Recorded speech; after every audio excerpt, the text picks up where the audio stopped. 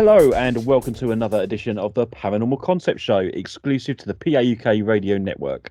I'm your host Paul Rook, and as always I'm joined in the studio by the stupendous Kerry Greenaway and the boy wonder Richard Clamp. Oh, thank you very much, boy wonder. You make me sound like a loose appendage somewhere. Yeah. I am a little upset. I've lost my evil queen status. Oh, What no, happened? you'll never lose your evil queen status. He's still boy wonder, and Yeah, well, I'm it's just because he like the turned up. stupendous. That's because he turned up in green tights tonight. You know that, didn't you? Right. So how are we feeling from the fallout of last week's show, guys? Yeah, good. All good. Is there any fallout? Yeah, a little bit. Oh dear, what happened? Upset a few people with last week's show, I feel. Oh dear. Who did we upset? We don't know. We don't upset nobody. Well, we kind of did with our conspiracy theory opinions, is all I'm going to say on that one. So I apologise to anybody out there who disagreed with us, but that's what it's all about. It's agreeing and disagreeing and being respectful whilst we do it. Unfortunately, some people have yet to learn the lesson that respect is the main point of everything, right? Right. Absolutely, yes. and we like to play devil's advocate, so We certainly do.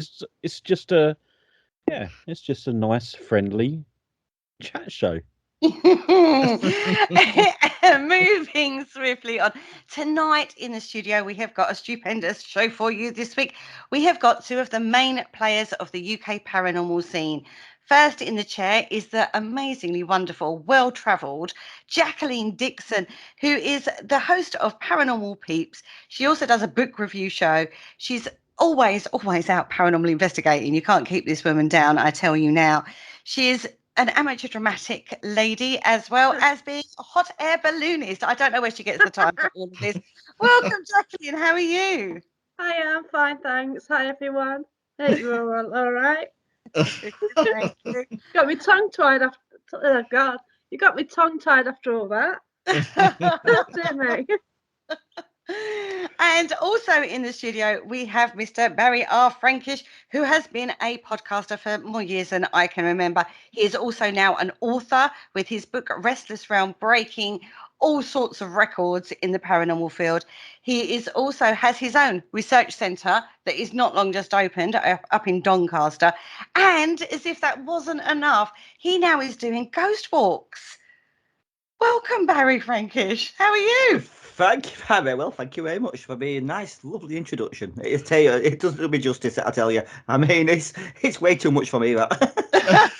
This is what you all do, though. This is the thing. I sit there and I look at my newsfeed and I see these achievements that you both make, and you are two of the most achieving people in the paranormal field. I have to say, guys. I'm embarrassed by this. I am as well. I wouldn't say that, because when you say it like in a list, you think to yourself, do I do that much? what have I got to show for it? Yeah, where's the fortune that comes with all of this? Oh yes, the fame and fortune. Yes. It doesn't come with it, guys. I tell you now, it doesn't come with it. Well, I've already worked out who's going to play me in the title of my movie, my life story. So who knows? So first of all, guys, I've got to ask that very first question. How the hell did we all get into this? So, Jacqueline, you first. How did you get into the paranormal field? Please don't dislike me. Most haunted. Oh, that's how I got into the field, love. Don't worry about that. Don't worry about that. Yeah, see, I was pushed. Oh, I see. Yeah, I kind of watched the first series and kind of realised that this was the thing you could actually go out and do in it. So about 2003, I booked on 2 events. So that's when I did my first events. Can you remember the very first one you did? Yeah, National Justice Museum now. It was the Galleries of Justice. And there's about 3 things which happened, which it's like I couldn't explain it. And it's like, well, really? Because I didn't really believe. I certainly didn't believe in mediumship then or anything. That was wrong. Yeah. Can you explain them now is the interesting question. What happened then? No. You still can't? No, I can't debunk it. What I heard. I heard an animal walking across what a boarded floor. Same as my cat padding around in the house. It was that sound. It couldn't be recreated. We're sitting in the darkness. My ex and somebody else, we heard the sound approaching. Him and another woman just got their torch on precisely the same moment and pointed it in the same spot. Ooh. So, yeah. So that's how you got started in the field. And what about you, Barry? How did you get started in this weird and wonderful world of the paranormal? Oh, it's that. I could just say I opened the gate, but to be honest with you, I cannot really put it down to a particular incident because I have, as a child, I mean, I wasn't really into that kind of stuff. I mean, I love going out exploring that kind of stuff. It was all adventure, orienteering, that kind of kayaking, all that kind of teenage stuff as you do. But did have an experience as a child. But apart from, I think it were books what got me into it because I've always loved reading, and I thought everyone's got books, but I want a subject I can relate to, something I can sit down. I don't want to go for the non-fiction kind. No disrespect to anybody out there who writes non-fiction, but I want to go more fictional, and I thought, what can I read? And have you ever these adventure books you get? You can choose your own destination, that kind of stuff. Oh, Yeah. Turn to one page, and I thought, nah, I've read them and realised ghosts are a good subject. And I think that's what it is. I got my first book. It was Arthur C. Clarke's World of Strange Powers. And I still have a copy of it right now. It's not my very first copy I had, but it's a basically duplicate of it, and I still own that now. And I think I read into what the paranormal field. I did not realise how big the actual field was. I thought ghosts. It's not just ghosts. It's parapsychology. It's all cryptozoology, psychicness. There's a lot involved in this particular field. I thought I can find something I like in here, and I did. I latched onto ghosts and spirits and hauntings, and I think from that day onwards, it's something I've always been fascinated because I believe if someone spreads a margarine too thinly in a way, you cannot really cover all bases properly. So I've stuck myself to one particular area, which was ghosts and hauntings. I have to say the word paranormal itself, isn't it? It's an umbrella term, which, like you It say, is. covers so many different areas. And that's the fascinating area for me because there's so many crossovers within that within that word, within that umbrella term that we use, that it's fascinating because it leads you down rabbit holes. Now, you've both been in the field for quite a long time now. How would you say that it's different now from when you first entered the field to what you see and experience now? Has there been a progression? I believe we haven't really moved forward. We moved forward in terms of technology now. How we conduct ourselves, but where it comes, because we're more easily, we can spread ourselves quite widely now for social media. Everyone can be a TV star these days on radio. Because when I first started doing it, you met people through local. You put adverts in papers. I'll meet you next Saturday type thing. You had little meeting gatherings in cafes and pubs or whatever, and you got to talk to each other once twice a month maybe if you're lucky. But now everything is at a touch of a button, so nothing is out of reach anymore. And I think because of that element, we've got so much content at our disposal. I think we're bombarded by it, to be honest. I believe. Jacqueline? There's certainly more opportunity to get out and about more. Back in the day, there were only like one or two events companies, but now through social media you kind of find like-minded people and can go and share locations with those, or even go and meet them and work with them. So it is good, but then the social media side, some of the content's a bit ropey, and it's basically what you believe and who you believe, isn't it, really? Yeah, I think it's down to your own discernment, really, of who you follow and why That's you would right. follow certain people, whether they fit with your own ethical and moral basis of life, I would say. And if they don't, then don't follow them. Use That's your own right. discernment. That's exactly what I would suggest to anybody out there. Now, we are being as we brought that to the table, let's have a little discussion about that one. Where do we think we are with paranormal investigation then? Because I have to say, personally, my personal opinion, when I go out, it's for my personal experience only. I'm not interested. I'll show the location to people on live feeds, like, oh, look, this is where we are tonight. But I won't necessarily show any of the experimentations we do or, sit there with my lone vigil, live streaming it or anything like that. I like to bring the location to people and say, like, this is where I am. This is like an amazing location. It's fantastic. It's got this history, that history, blah, blah, blah. But that's kind of it. I don't tend to go further than that, because beyond that, it's my own personal experience that I'm out for. How do we feel about our own experiences when we're out, and what do you do? Why do you do it in the field? Jacqueline, you first, darling. Okay, I have gone down the route. I have done sort of live streaming. Not many. I've been asked to do a couple of haunted antiques like ages ago, and when I've had haunted antiques, I have done live streaming. But generally, if I do an investigation, I may sort of put on my group that I might go live, I might not. I tend to do a walk around to give people the idea of where I am. And if they want to go and do that location, then they know what it looks like. If I pick anything up, that's, up to them. But I've never, like some people go, I'm going live at 7, we're going to do this. I won't do that. So I went to Gresley Hall. I met up with some people I'd never met before at the weekend. I was allowed to go live. I didn't. I just like being in their energy. I think going live would have actually interrupted what we were doing. And it was just great to work together just to see what we could get. I have got some footage. I did record it all as well, and yeah, I'll check the EVPs sometime. 2 hours of recording. Oh, yeah, I'll do it sometime, when I get around. 2 hours of recording and talking about what? Because some of the time it just goes off paranormal, doesn't it? Totally does. So you would say, Jacqueline, you are chasing the personal experience? Oh, definitely. I'm also, oh dear, I've kind of gone down the mediumship route quite a bit. I've done development for about 7 years now, but all of a sudden I'm picking up quite a lot. And I do tend to write down what I get, and then I tend to publish it on my page as well, just so that if other people go to that location, get a similar experience, and they can go, wow, I got that, because they may pick up the same character. Really, just to get that extra validation, really. But it's just my personal stuff, my personal experience. Yeah, that's it as it is, Exactly, because that's where you build up a picture, isn't it? Where you get several people getting the same sort of experiences, you can start building up like a picture. But do you not think that there's too much information that you can pick up on before you go to a location, that it always puts that doubt in your head that whether or not it's something you knew that's coming to the fore, or whether it's actually spirit connection? I don't tend to read about locations first.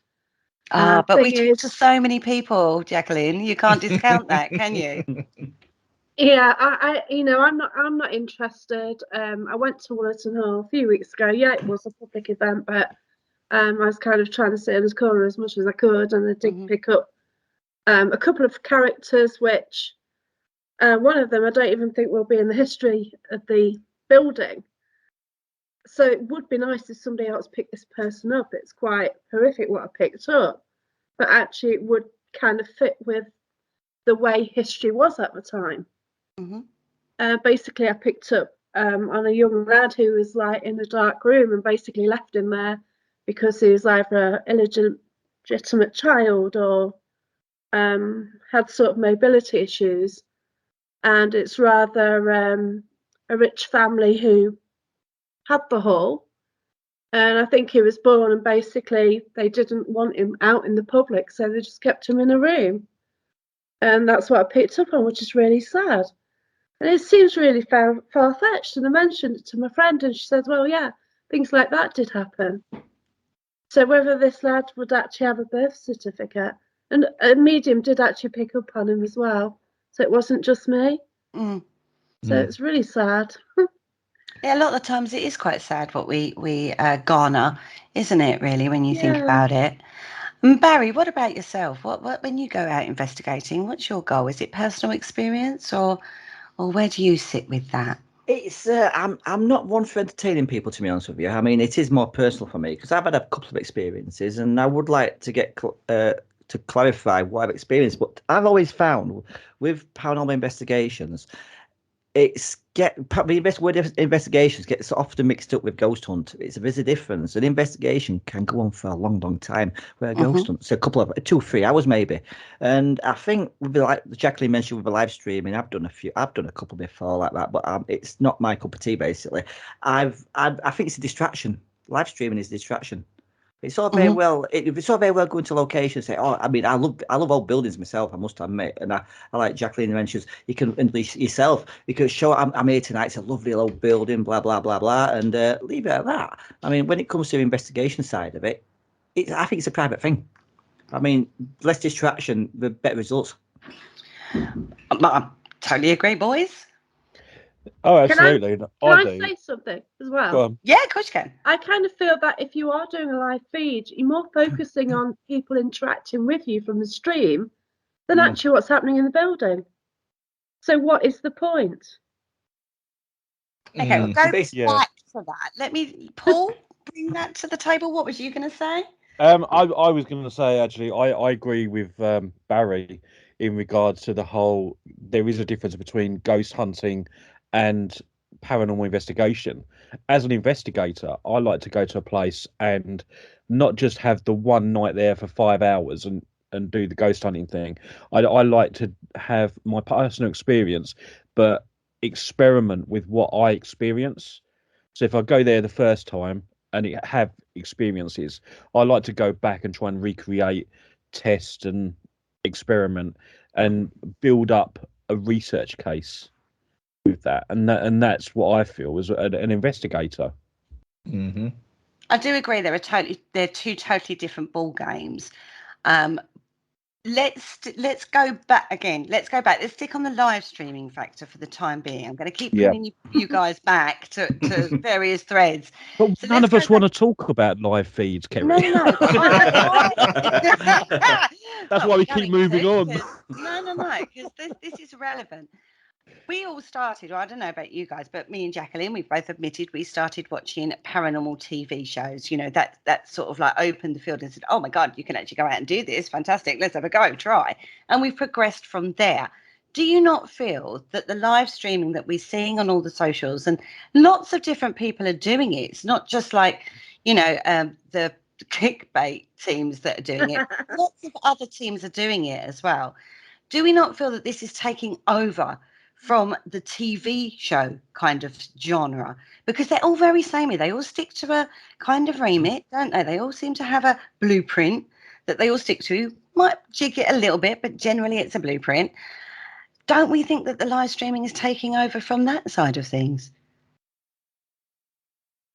Who are It you is, aiming that at? from my perspective, if I respect the people doing the live stream. Now, if it's people I know who are honest at investigating, I will watch them. Okay. Rather than watch a live stream as somebody who's talking into the camera and that's all you see all night. Rather than see their faces, that's it's it. more like look at me rather than, oh, I'm here. Like, can you see anything? Barry?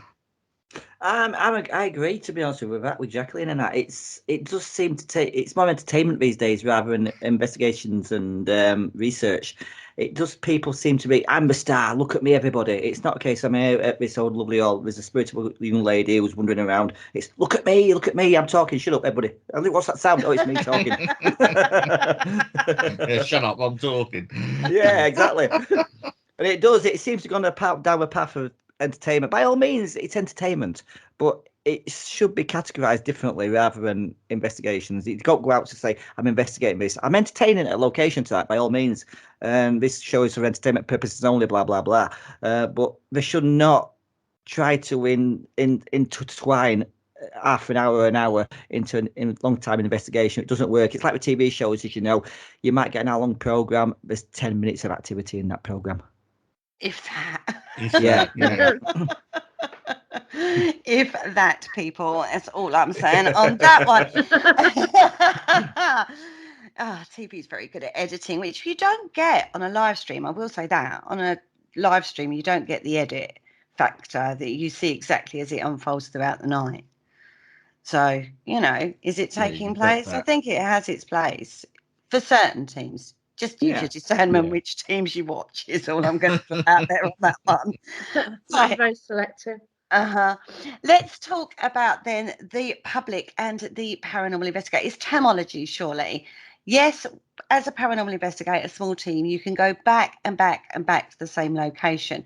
However, it has been a thing recently, and I kind of don't blame locations, but fees are going up and up and up. And it's sometimes put it out of the remit for the smaller teams that are out there. How do we deal with that? Because private cases, good private cases, are very difficult to come by, and you can't guarantee what's going to land on your lap with that. Barry. Our private case, I must admit, I think private cases should be kept privately unless the owners of said location want it publicised. You get too many teams, like we've just mentioned with these live streamers, there's too many people going to say, I'm going to private location tonight, watch me and blah blah blah, and like this and send whatever his style, whatever they are, and it's basically for own gratification as opposed to investigation methods.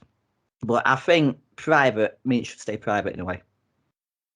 It should do, definitely. But what about a location and the fees side of things? Yes, that is that's another side. I mean, I can understand. I think it's like products, like paranormal products, like you get a torch or a voice recorder, stick a picture of a ghost on it, or claim it detects ghosts, put 20 quid on it. It's a money market. People think I'm going to buy it because it must detect ghosts. It doesn't. There is nothing out there to detect ghosts. You cannot detect something, but you don't know what it's made out of for a start. And the locations catch on to that. They think, oh, we might have ghosts here. We've got rumours of a ghost. Let's open it up to the public and we'll charge like 50 quid an hour or something, for example. And then you'll get the other side of it where there's locations and I won't say certain houses around knocking around where they've had alleged activity. And they'll get on market because it might be run down area, for example, and they'll highlight it as an haunted investment, and they'll get people putting money into it because it's the only way they can get money into it. Well, you are missing a trick here, Barry. You know this, don't you? Because I sell crystals, and I know your lovely wife has a shop that sells all of that sort of thing. Well, we could just use amethyst and say it's a natural EMF pump and put the price up, and put a ghost on the side with a sticker of a ghost. That's exactly it. Yes, I mean, as you know, with crystals as well. I mean, you'll know yourself. Certain crystals do a certain thing, but it doesn't always work. It's not always the case with individual people. It's what you're drawn to. Yeah, exactly. Yeah. Exactly. Jacqueline, what's your opinion on all of that? Yeah, you see, I stick to probably 4 locations. Okay, if I get invited along, I sometimes go on events to get in a location and try and sit back a bit to try and pick up my own evidence. I'm not interested in table tipping or, the group things. I'd just rather just sit in the atmosphere and see what I can pick up. And then if I can get validation, that's fantastic. God, you're a woman after my own Paul Rook's heart. But it's just great. The thing is, you can't afford to get in these locations, no way. But I just sit in a corner and just see what I can get from them. And you just got to know that you sometimes have got to do like table tipping if you have to, but you try and avoid it sometimes. I agree there. I mean, some of these locations are lovely places, and the only way to get in is through public investigation method or public ghost hunting groups. Yeah, true. But if you build up a case yourself, if you go to that location enough and you keep notes, and then you're sort of building up stories and you're building up the history. Like Gresley Hall, I've been to loads. I've been going there, I think, since 2015. So you're sort of picking up certain characters and things, and you just kind of want to build on that, really. And we sort of learnt more at the weekend, sort of added to the story, and it's great. And by writing down, then you've got notes to add to as well, haven't you? So your investigating technique, Jacqueline, is sort of more on the sort of esoteric side, the mediumship side, is it? It's heading that way. Right. The thing is, the kit doesn't really prove anything. Can you confirm? Yeah, can you confirm? No, but you're not getting real. I mean, you've got to come out with the right questions, so you're not getting the full story. Now, I am picking stuff up, and it's, I'm surprised really, but but I do want validation as well. And when I was at Wallerton Hall, what I mentioned, I picked something up and somebody had a pendulum. One of the guests, and they were going with this pendulum and asking questions. Well, I was asking the questions, and then they were getting the yes no on the pendulum. And generally, it was kind of given the questions mediumistically. Yeah. So I was given the information, so I asked a question, and most of it was yes. I did get the odd no answer because I wasn't specific enough. And when you ask a question, how many people are in the room? Well, what do you mean? You know, do you mean the number of spirits? Do you mean you? What do you call the spirits? What are they called? Yeah, So see, I've then- never really understood that question. You know, it's like, you want to get a communication going with the spirit, and you want to find out as much as you can about that person to get your validation after the event, and then all people do is just ask, how many people in this room? How Yeah, about you look around and have a look and count yourself? yeah, that's it. Because I actually picked up 8 soldiers, and I wanted validation on that. Yeah, But I'd it's want how name, rank, and number for each of them. to, yeah. But maybe I should have rephrased the question. I got that wrong. You Yeah. know, I Yeah. should say, are there 8 soldiers? But no, me being stupid, I said, how many people are in the room? Well, no, because if you're picking up on 8 and then they said, oh, and there was 3 of you guys investigating, and he said there are 11 people in the room. Yeah, that's right, isn't it? Yeah. Yeah. 8 of them and 3 of us. Yeah. Then there's a validation there. Well, there were more than 8. The pendulum said, yeah, it was yes as to more than 8. So the jury's out on that one. It's all very subjective, though, all of this ghost hunting, isn't it? Do you not feel? Intriguing. Sorry? So intriguing. Oh, totally. Comes away with more answers, more questions than answers, right? Definitely. So Very. when you walk out of an investigation to any of your locations you've been to, have you actually researched what you've got? So, like, if you've got a name, for example, do you then go back in the history books and look up the names? Yes, I have done, and my friend runs this events company, Yeah. and she did all the research for me on this child who this young lad had picked up, Okay. and she couldn't kind of find anything out about him. Hmm. Which, in that situation, can you, would they have recorded his birth? You don't know. We talked about that last week. We said, Yeah, that actually came up we last week. did speak about this, a couple of weeks ago, I think it was, where we were saying, it's all well and good, the main players and the big names of the household and that, but the stable boy that, may have only been there for a year, you're not going to find out much information about that. The little people. Yeah, I mean, we could find out births, deaths, maybe marriage certificates and whether they had children, but beyond that, there's a lot of assumption you make on their life from basic facts. There is a common misconception with history that everyone stayed static to their location, which isn't actually true. I mean, back in the 18th century and stuff, I mean, life was very transient. People did travel and, for work and stuff like that. So, yeah, it can be difficult to find out exactly, the information you want. So there is that worry, isn't there? Or not worry, because it's not really a worry to any of us, but there is that argument. Do you research before or after a location? I prefer, like you, Jacqueline, to go in blind as I can, but I cannot discount psychological suggestion, even down to knowledge that I've picked up along the way regarding architecture, which makes you jump to assumptions that you can't help it. Buildings Edwardian or Tudor or whatever.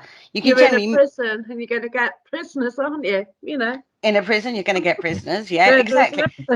Exactly. There are certain things you can't discount. So, Barry, do you like to research before or after? It's double-edged sword, this, because I do have limited knowledge of locations I go to, but I don't, because I like to look at the areas. I like to talk to people as well, like eyewitnesses, and I've been to a hotel. I did an hotel in Doncaster recently, and they actually quite a lovely hotel it is. It's I think actually Jacqueline stayed at it, the Dana Motel. I think you've- Jacqueline stayed everywhere. Yeah, you've not been to that one. No, No. but I've actually I've actually chatted for my new tour. I've actually chatted with the proprietors, and they've actually said to me that even though it's Edwardian, I'll be honest with you, nothing's ever happened. So it does show that just because something's old doesn't mean it's necessarily haunted. But it's all very well going to a location and you investigate the main hall when all activities are the toilet. So in a way, you want to look at the areas what I've been showing activities. So in that respect, I do look at get some information regarding certain areas where the activity is based on, but I don't go for names or individual characters. I just look the rough area where I'm going to be investigating rather than spending 22 hours, for example, in an area there's been nothing. Yeah. That's a lot of it, though, isn't it? Not a lot of nothing, really. Yeah, exactly. I mean, that is it. A lot of people don't realise they see all these TV programmes and they think, oh, it's all adventurous, it's all brilliant. Half the time you're sitting dark talking to yourself. Yeah, I was trying to explain this to my partner who's new to the field, and he's like, "Oh, is this what you do?" And I'm like, "Yeah, this is fun." And he's like, "You're not actually doing a lot." Like, yeah, no. We don't all dress up like SWAT team members. And Yeah, that's right. It's fun. You've got the whole location to yourself all night. It's brilliant. It is. I mean, that's the best thing about it. You go to It's wait for the pea soup, isn't he? Yeah, you go to places normally you go to places where general public can't go to, and it's for that respect, it's brilliant. Yeah. Yeah, you even get to access places that, I mean, okay, you go to museums or whatever, but you access the parts of it that the public are not allowed to go into. Yeah, exactly. And you play with things people can't touch. Exactly. Yeah. I had one a little while back, and Doncaster Aircraft Museum, and we got a little bit carried away because I've got the cockpits of certain airplanes. Oh, I like it in there. Yeah, it's one of my favourite locations. I know it's around the corner from where I live, but it's one of my favourite locations. And I'm sat in this cockpit. I put the canopy over the top and doing some EVPs. And one of the guys says, "Is he in there for another one?" Yeah, jump in. It's double cockpit. So we've sat in it, and we're both sat there going. And all we could hear from the group outside, we can hear you know. Boys and their toys. Exactly. And I think that's what paranormal investigation and ghost hunts need. That positive energy. It brings out. I think positive attracts positive. Yeah. Oh, totally. It's about fun, isn't it? It's about going. And... It's all very well being dressed of nines in black and being all serious and Victorian, but you've got to have a laugh and a joke. And I think, if anything, if your spirits being enticed by this activity, they're going to think, "Oh, what are they up to?" I mean, I think you're more inclined to have nosy to see what we're up to. And if they seem a jovial bunch, I'm going to join them. Yeah. I always say it like this. If you was in a pub and there was a group of people having a right laugh, you'd want to be part of that group. If there was a group of people that was swearing and shouting and being rude and disrespectful, you wouldn't want to go and join them. Exactly. So, you know, however, Paul, I'm going to bring you to the table on this one. Okay. You don't always do that, do you? Sometimes when they've been disrespectful to you, or how it's been perceived on whatever experiment you've been doing, you've been quite rude back at times, haven't you? You've stood your ground. If they swear at me, I'll swear back. You know, I just treat them as if they were still alive and right in front of me. You know, if they want respect, they can have respect right from the off, but I want respect back, and I think that's only fair. Yeah. You know, if they're rude and horrible to me, then I'm going to be rude and horrible back to them. On that particular basis, we've all been in the field. We're all a bit long in the tooth in the field now. Yep. And there are many, many theories out there. Many theories out there as to what it is we're experiencing when we go out there. Do we all buy into the theory that when we pass over, we do become a spirit? That it is other people's ghosts that we are encountering? Do we all believe that? I'm going to ask Jacqueline that. Difficult one, isn't it? It's like a parallel universe in some ways. Specific location in Nottingham, and it seems like a family living in this house. and they're going about the day-to-day, then all of a sudden we arrive. And it's odd. Could you imagine that though? If they're aware, if that's the case, they do carry on their day-to-day, and then a bunch of strange people come in, Yeah. SWAT team styly, like Mary keeps saying, and then suddenly starts going, is anybody there? I'm like, yeah, I live here. They're like, what the hell are you doing here? Do you know, you can imagine that scenario playing out. You make a bit like The Others. Do you remember the film? Yeah, Yeah, good film that. Yeah, right. it was. Brilliant film. I just can't see that myself. Just don't It's weird, believe isn't that it? would happen. So Because weird. Yeah, I've carry on. spoken to somebody under trance. A medium sort of brought one of the characters under trance, and the medium sort of developed this really strange accent because he's got a really strong Birmingham accent himself, but he came out with this old English, and it's really hard to decipher what was being said. And sort of went on a bit to describe the buildings and saying it's a bit different then as it is now, and it was really intriguing what was coming through. See, I'm very distrustful and quite cynical of people at times because I see how actors can change their faces and their voices and quite easily. And unless I really, really know the person, I'm always sitting there thinking, are you deliberately doing that? I know 3 really good trance mediums. The first time I did an ghost hunt, my first ever ghost hunt, there was a medium, and my gosh, he was standing on the stairs, and all of a sudden he got possessed. It's really funny, and it just put me off mediumships from then until I realised there's like more about it than what I saw. I really roll my eyes when people go into trance like that. It's like, oh, again. Yeah, you know, he's on the stairs of all places, you know what I mean? There he is, you know, he's got everyone watching him and he's just waving his arms, and yeah, he's going for the Oscar nomination there. I was going to say, considering, sitting in circle and working in the spiritual field, we bang on so much about protecting your aura, not allowing the spirit to get so close, to then an experienced medium allowing that to happen in quite a dangerous position, stairwell. Yes. It makes me question it. It makes me question it. Barry, what's your opinion on all of that? Yes, I mean, like you mentioned, I mean, people can be quite good actors, and I mean, the only way I've seen it happen myself, and I think the only way I'd be convinced if he actually came out in a language never heard of, or could clarify something no one knew. For example, in an old house, and there's a secret panel, or they open that secret panel, there's a so and so in there. You open it, and that item is actually there. That's the only way I'd be convinced. But to date, I've not really seen anything what convinces me, to be honest with you. I mean, there are. I mean, it's anything. It could be a psychological issue. I mean, I won't say psychological issue, but I mean, like, it's psycho. I can't remember. I know what you're trying to say there. I know what you're trying to say there. You're not deliberately faking.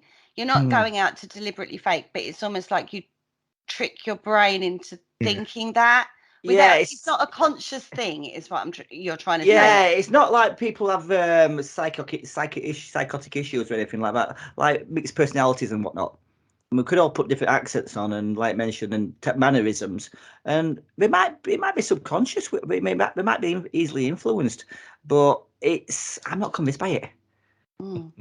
I think you've got to put more than one person in trance in that position and test it out over time.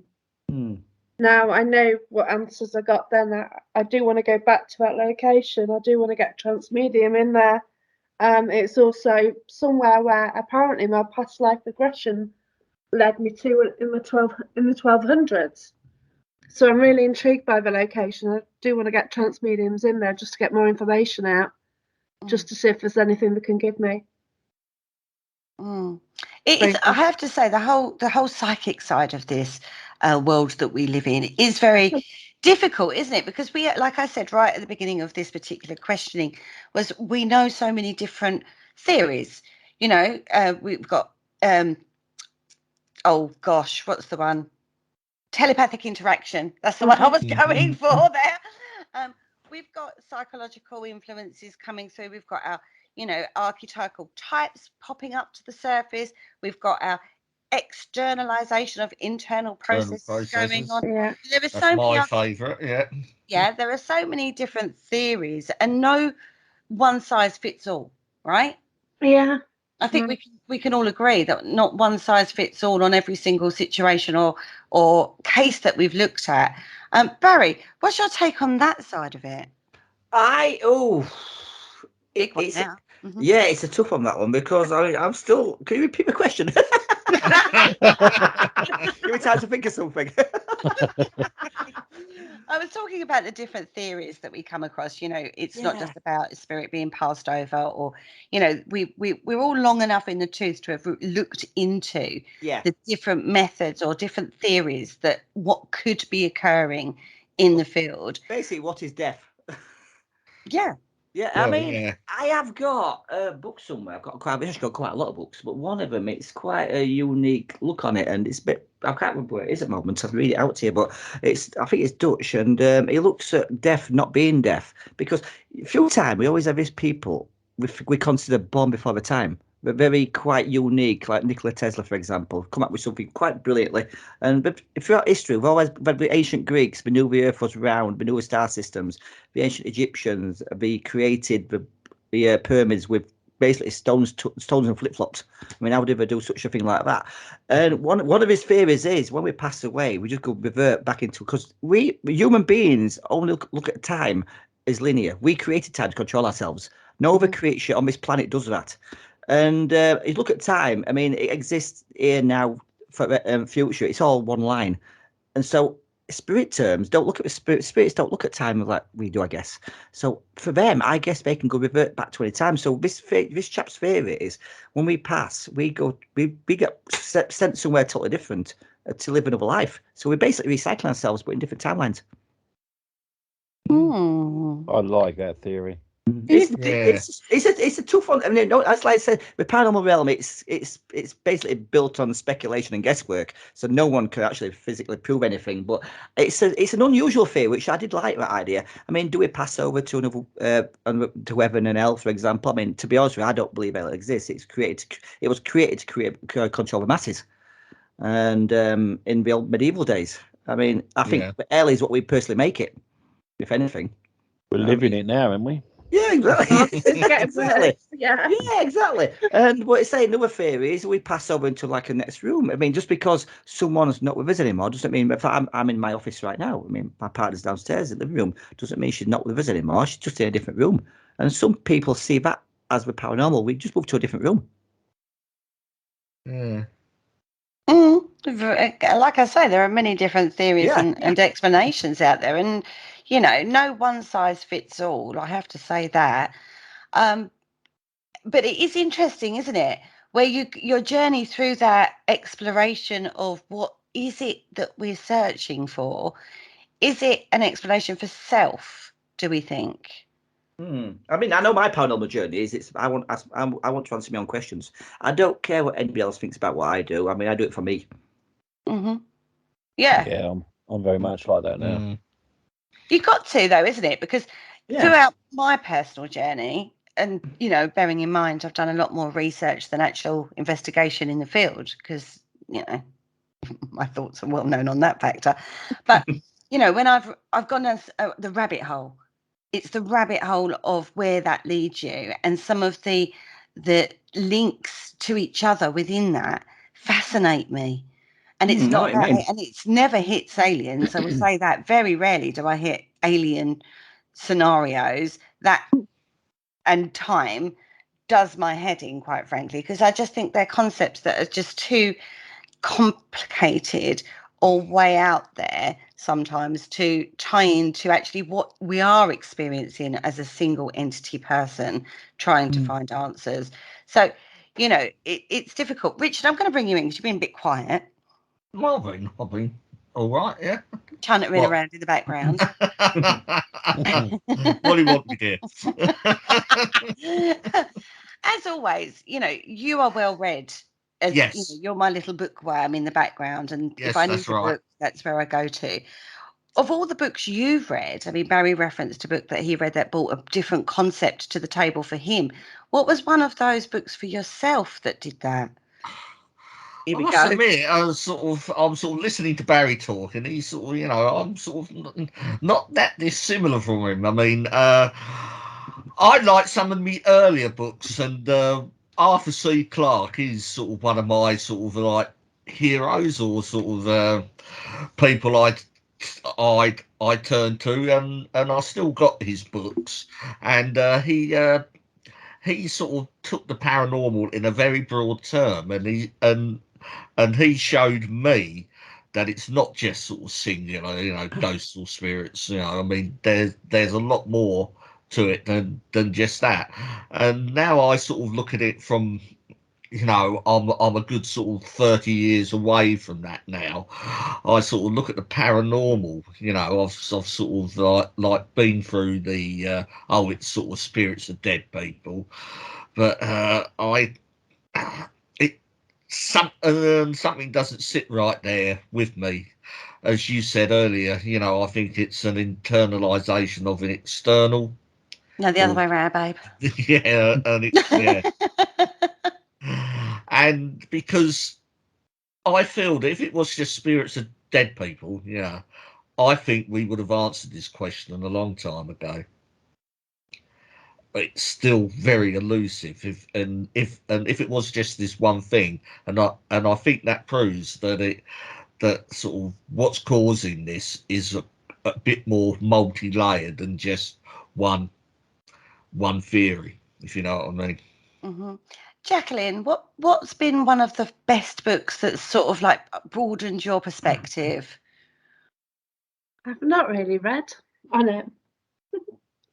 I've not really read up on the subject. Obviously, I've read Tom's, and I've read Barry's book, and I read the books of my friends, but I've not really read up on it that much. Oh, Paul, And she it's mad, just isn't picked that. it? She hasn't read our book. Did Have you read notice our that? book? Oh, yes, no. We have got 2 books out that, Oh my God.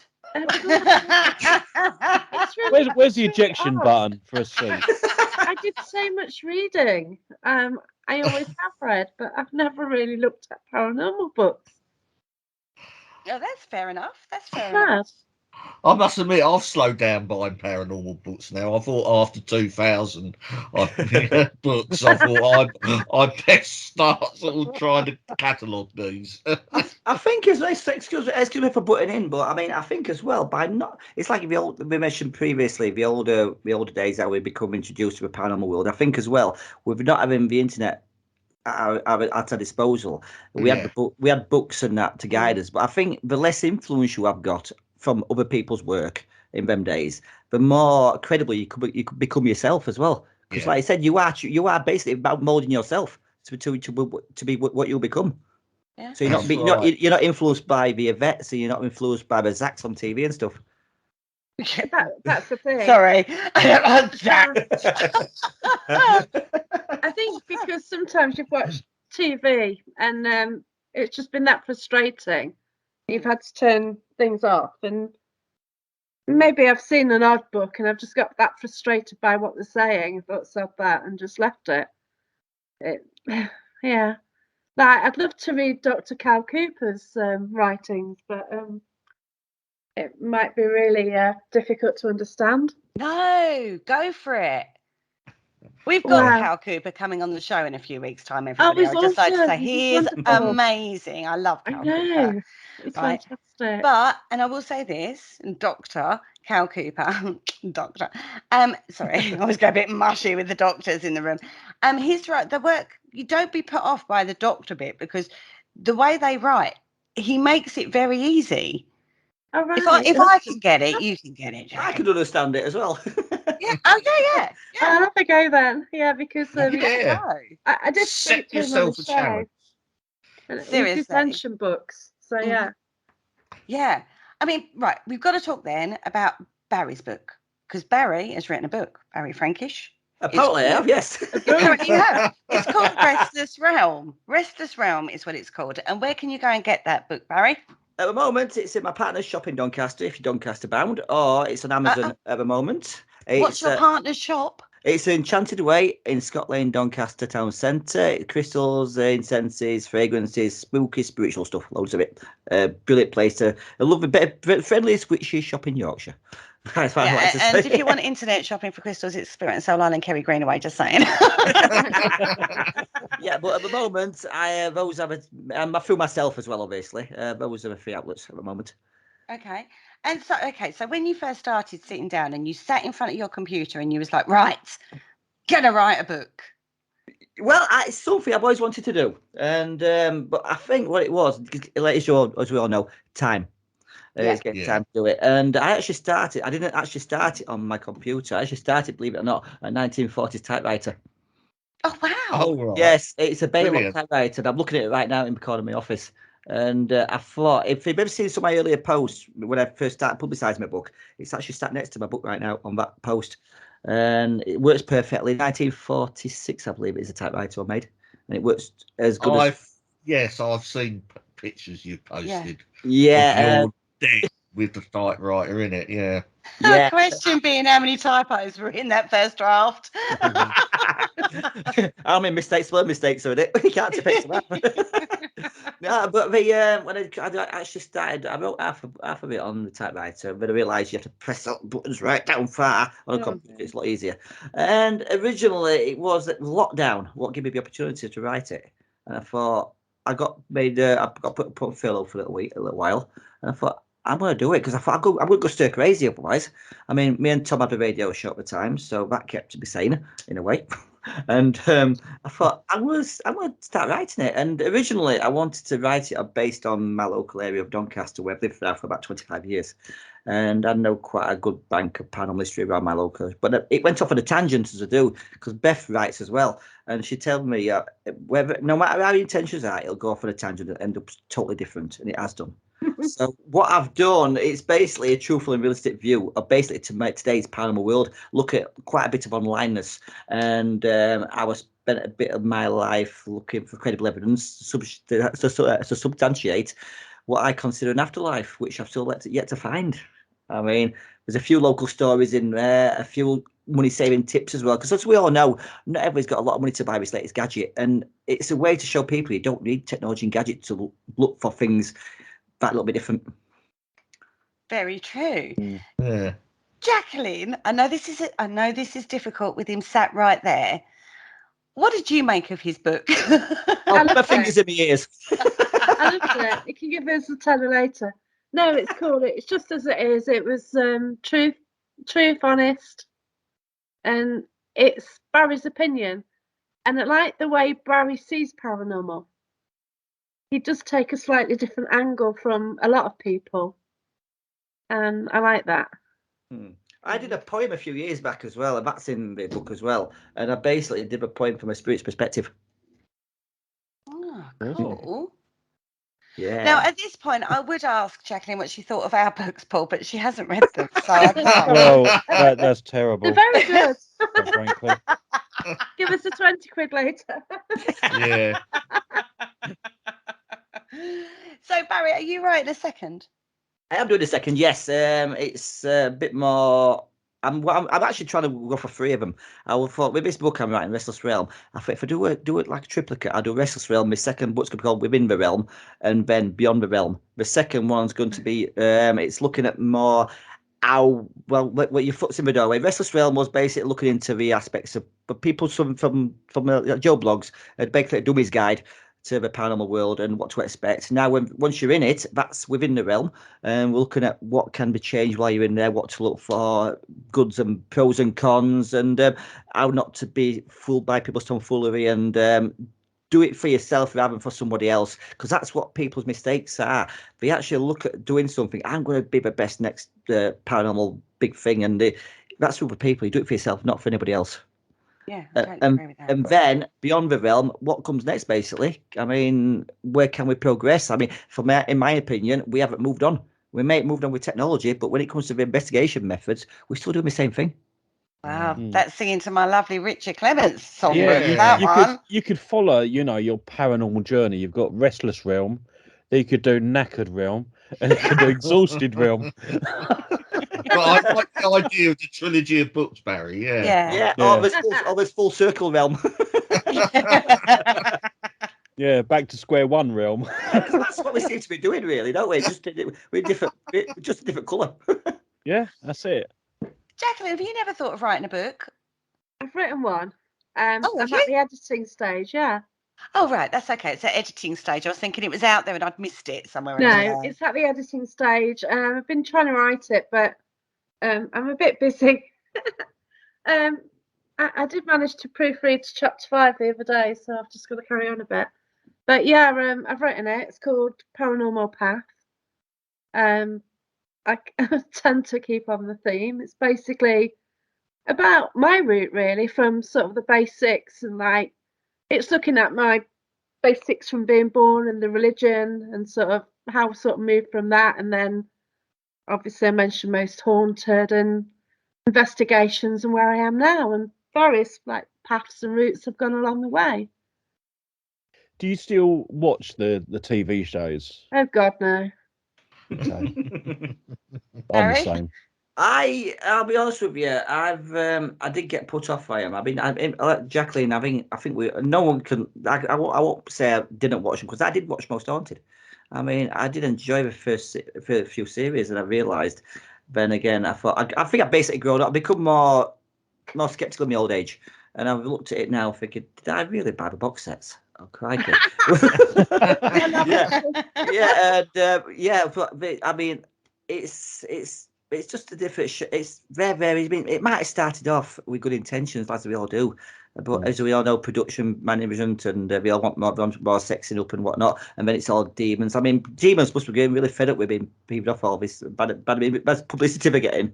I mean, everything these days is demons, and that puts me off the TV programs. And it's like everything else. The pentagram. I mean, you see all these on these TV shows. There's a pentagram. It must be evil devil worshippers. But pentagram doesn't mean that. No. No, I spent a lot of time talking to people. Yeah. The funniest thing was the other day, I actually had a relative phone me up, and a medium had sort of like one of her friends had sort of gone round, and she'd bought a Ouija board mat, like a, I see them. Halloween prop. Yeah, the sort of thing that you get out at Halloween. And this medium had said, "Oh, no. You can't put that on your doorstep. You're going to invite anything and everything in. You just don't want to do that. So you've got to take it away, get rid of that." And of course, she comes to me and she went, "But it's a mat." And I went, "Exactly. Put your mat out, love. Enjoy." It's I had one hashtag for demon years. at every corner. Sorry, I Jack. had one for a year at my door. Yeah. There's nothing wrong with it. I mean, have you seen those full-size living room mats you can buy? Yeah. Now, I've one of my evil ideas. I mean, I can't be evil idea. What I might do is actually get one and put a robot vacuum cleaner on it and see what happens.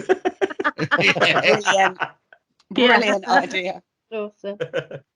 And when I said I don't watch TV, I don't watch sort of the mainstream TV. Okay, so what do you watch? I watch Are You Haunted?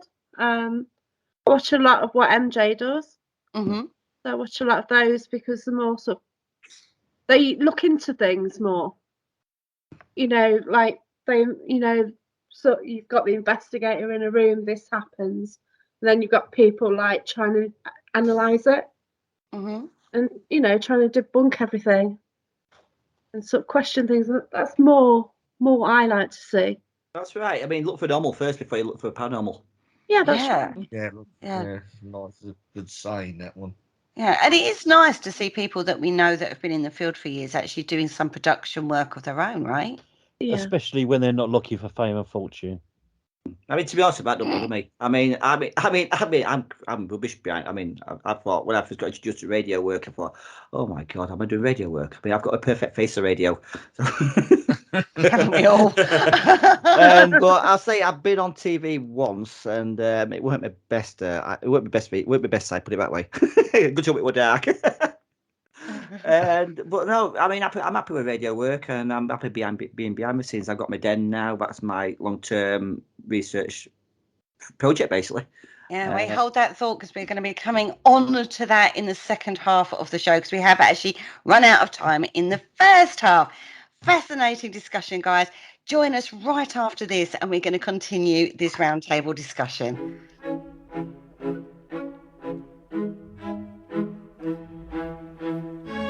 Hello, Harry Price here. If there's nothing me and my friends enjoy more here on the other side, it is to sit back and relax and listen to the Paranormal Concept Show, right here on the PAUK Radio Network. Broadcasting a plethora of interesting and informative content for all your paranormal needs. Find them across social media to keep up to date with forthcoming shows and all their other adventures. Hello, is there anybody there? And welcome back to the Paranormal Concept Show, exclusive to the Paranormal UK Radio Network. Now, before the break, we had a fantastic roundtable discussion about lots of different areas of the paranormal with our beautiful guests in the studio, Miss Jacqueline Dixon and Mr. Barry R. Frankish. We've already explored some areas of their expertise and experience, but we're going to carry on in the second half of the show because both guys have done lots of podcasting, haven't you, my beautiful people? So, Jacqueline, first of all, give a shout out where people can catch you doing what we are doing. Well, I've actually moved now onto my own page. Originally, it's approaching lockdown, and Neil Packer was like looking for people to present shows, and he gave me an opportunity, which I didn't even know I could do it. So it was just absolutely amazing. But then I've sort of moved now over to my Paranormal Path page.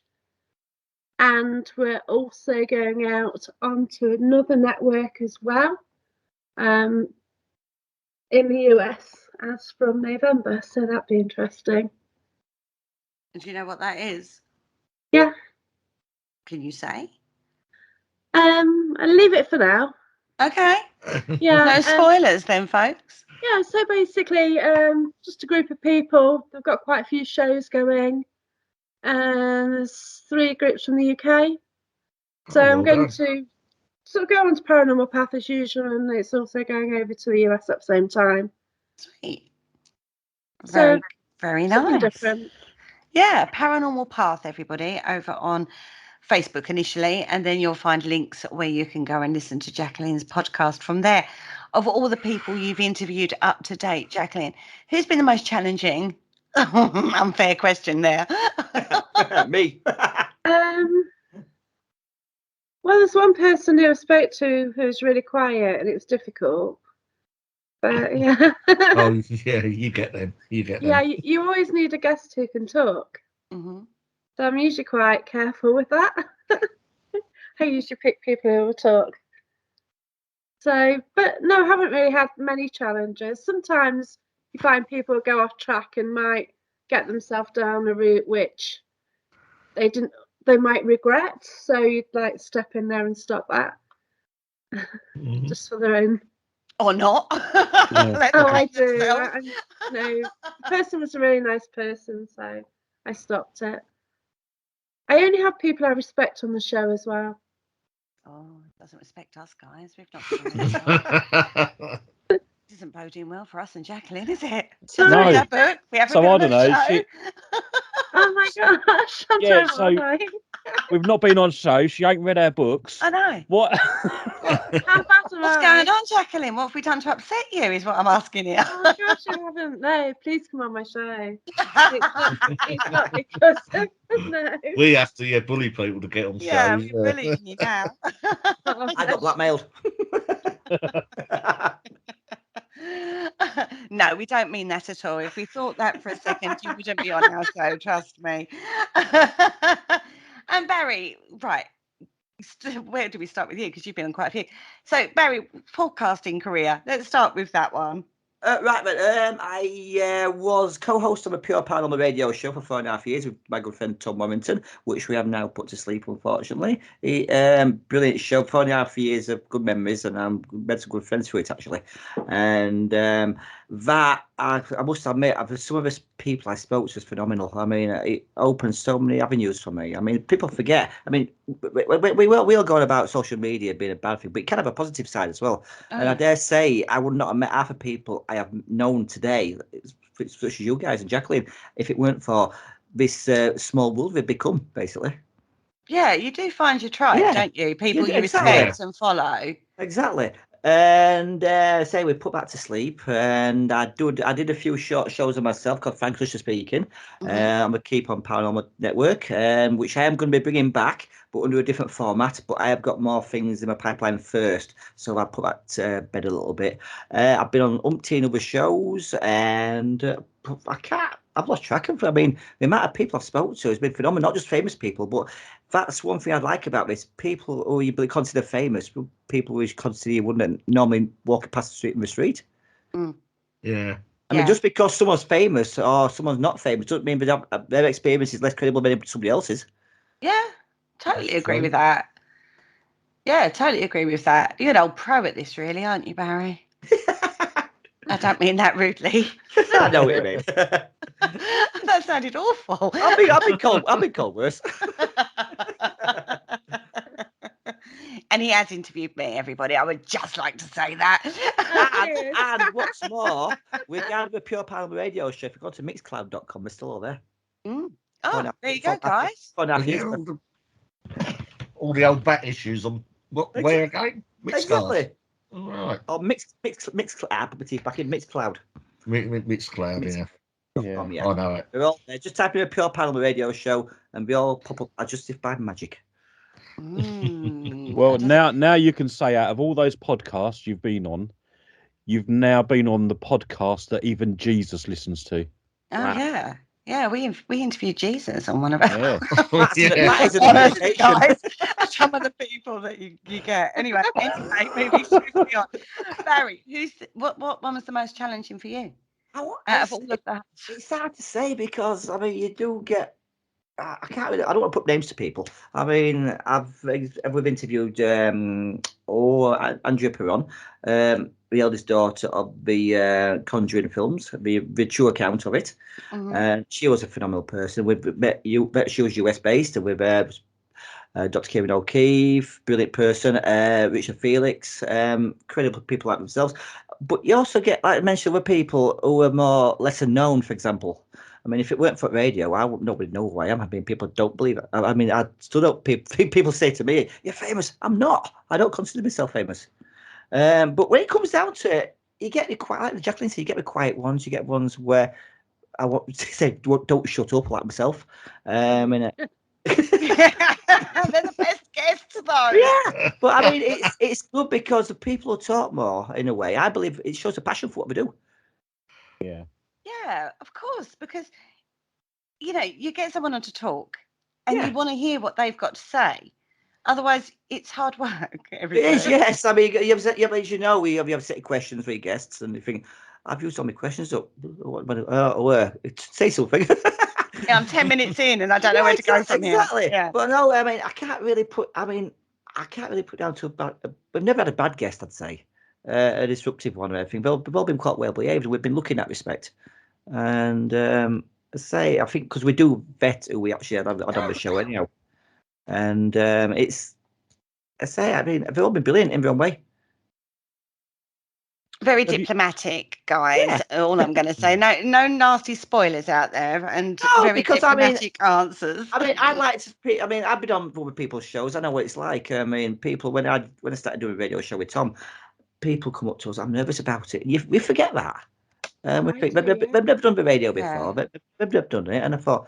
I always try to put them, like yourself, put them at ease. We look at it as a chat in a pub, or friends around the table.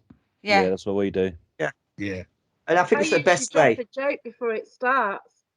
So a lot of mine, everyone's laughing when we start, so they kind of forget we're going live. And I think once they realise that you're not going to ask them anything like out there, you know what I mean? You're talking about stuff you do. You're out there paranormal investigating or whatever it be, whatever angle that they come at paranormal, you're asking about that. And that's fine to talk about because you know it, right? It's your life. It's what you do. So what's to be nervous about? Yeah. Having said that, the first time I was ever interviewed, because I like to be in the controlling seat, everybody. I know it's hard to imagine. Really? I had to meditate. I know, right? Had to Richard, do meditation. shush, be quiet, Richard. She's talking. Breathing before I began. I was so nervous. That was years ago. First time. And then I got invited to do a show, and I was like, after that performance, really? And now we can't shut her up. And now I can't be quiet. Yeah. Funny old world, isn't it? I think, the best guest that we ever had on, right? They didn't know nothing about the subject they wanted to come on and talk about, and we ended up researching for them. Yeah, we were feeding the guest while we were live on air. That's when we did live shows. And we were like Googling and sending links to the guest, and she didn't even know the meaning of the word that she said she knew about. It was like, okay. Oh my God. And she was writing a book on the subject as well. Uh-huh. Yeah. Yeah, that was the most challenging one. That was the most challenging one. Yeah, we wrote the book for her. Gosh, I gave Mr. Rook a telling off after that show. I was like, "What the heck was that?" Because what we used to do at our show, where we used to actually invite the guest, or some, as you probably know yourselves. I mean, a lot of guests will come forward and introduce themselves to you, and you think, "Oh, this sounds like an interesting character." Because on my show, I did myself, Frankish speaking, I had a chat from the States, and I'd never done a UK podcast before, and I'm proud to say I was his first UK participant. And he's still on my friends list right now. And a brilliant guy. Now the actual show went over about 45 minutes, and we just carried on chatting. We forgot we were on air. Yeah, it can work out that way, can't it? Yeah. Yeah, it's fascinating. I love talking to people, though, and I think that's the whole point, isn't it, of the paranormal, is talking to people, listening to different perspectives, listening to different experiences that people have had. It makes you it maintains that passion that's got you into the field in the first place, right, guys? Right, exactly. I mean, everyone's interaction with paranormal is different. No two people are the same. It's like I would never go to a person, for example, like yourself, and say, "You say come to me, I've seen a ghost." I'd never say to you, "You haven't." Whatever you've seen, it's personal to you. You've witnessed something. Maybe it's psychological, maybe it's medication. We don't know, but to you, you've seen something. So that has got to be taken with credence. Exactly right. Let's move on from that particular avenue before we get ourselves into trouble with people and never get another guest in our lives. Both of you are very much linked to a specific place. Jacqueline, the Haunted Antiques Paranormal Research Centre, and yourself, the Den. Now, Jacqueline, what is, other than the fact that Neil Packer is one of your closest friends and has given you plenty of opportunities, what was it about the HAPRC that interests you, that attracts you? Okay, originally it was an item which there's I sort of went with some people who do a lot of social media, Paranormal Hauntings, Project Paranormal, and a few others. That's the first time I went, and I held an item, and my face changed by holding this item. And then the next time I went, I held it again, and there's another photo of me with like white coming out of this item. And I sort of had an interaction with this item for about 2 years. And there's other things as well which I interacted with, and it just intrigued me. And it's the fact that it changes all the time. Every time you go, it's something different. There's different energies there. I just love it. I must admit, I've been there quite a lot, and actually, I went and visited it the other day. Oh, brilliant! Because they've just expanded, and awesome, yeah. I went in while they were doing all the work on it. It does look amazing, and I agree. The energies do change. I don't believe that the building is haunted as such. I just think that people that go there either bring in the energies with them, or whatever object is there has a connection in some way. And it, as you said, it's always different. It's really interesting. I have yet to go, and I have promised Neil many, many times that I will go.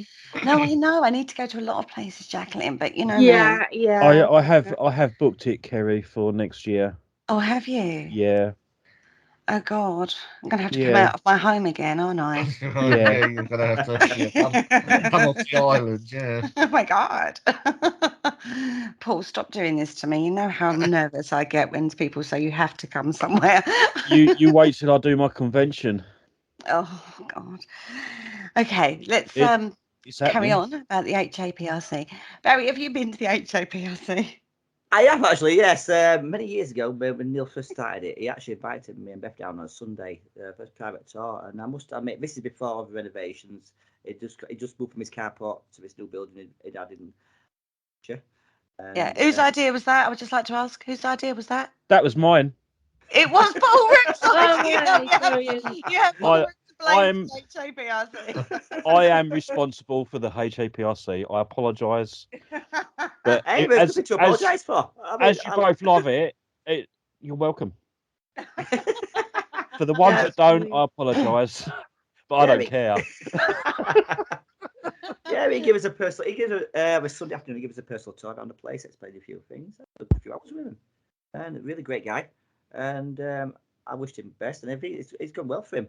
I mean, I couldn't say a bad word for the place. I mean, I'd like to go again. Now he's extended, definitely. He's taken over the whole building, hasn't he? It'd take me over town. It'd take me all town over, I think. Yeah, he has. eventually. He's got the heart. He's got like the 2 floors above. Yeah. And now he's taken over the bottom bit where the bank used to be. So that's his antiques and crafts shop.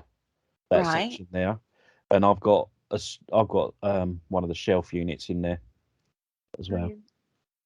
So if you want any of Paul Rook's items to buy, then you go to the Haunted Antiques Paranormal Research Centre. Yeah, I'm actually getting like antique stuff to go in it. Oh my Lord. Brilliant. Many threads to his bow, I tell you. Absolutely. Is it strings to his bow? Strings to his bow. Right into the antiques road trip show at the moment.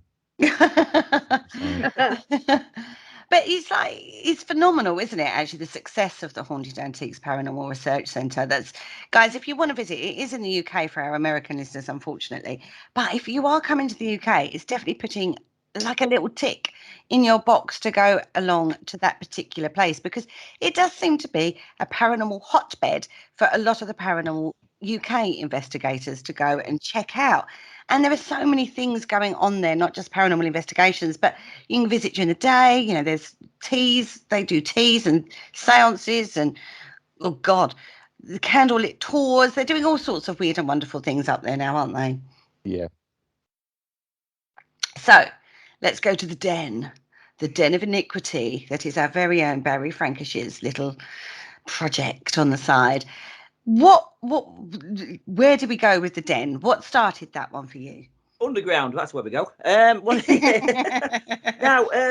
Beth's shop, she used to be in what's known as Bowers Fold, and like a conservatory.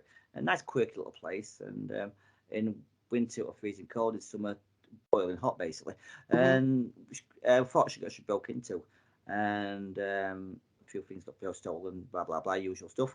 And she got the opportunity to move down the corner to Scott Lane. And it's got more secure shop unit and with a basement. And I thought there's something about we renovated the shop up, did the shop up, lovely little shop now. I mean, for people who have never been to it, Scott Lane, Doncaster, get yourself down there.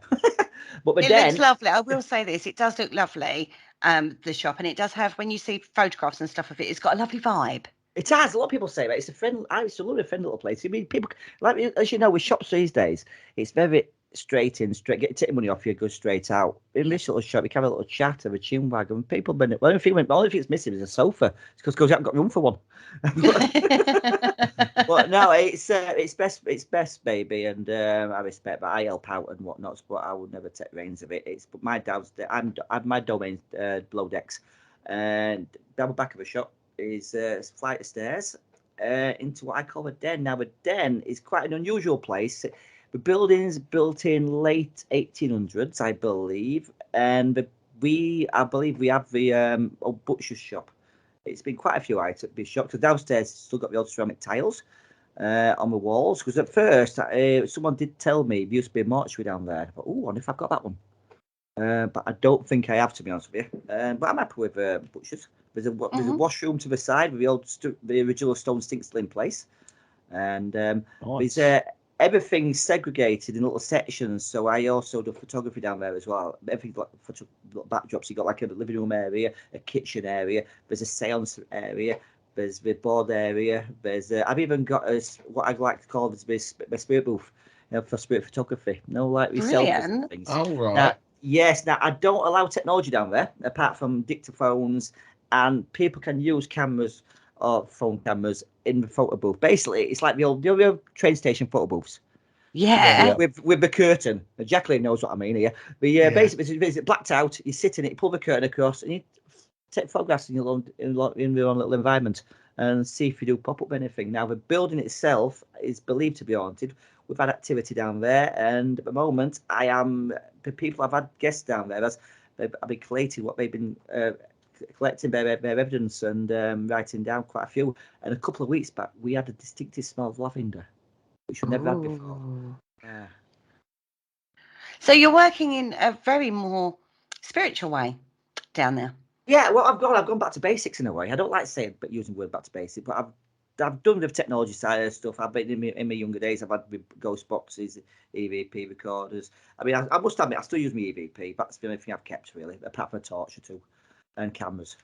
But everything else, ghost boxes, even my K2 meter, it's died, so I've turned it into a music box, which I'm quite pleased with it. So any younger spirits like there's noise of it, just wind it up and it'll play quite happily for 20 minutes or so.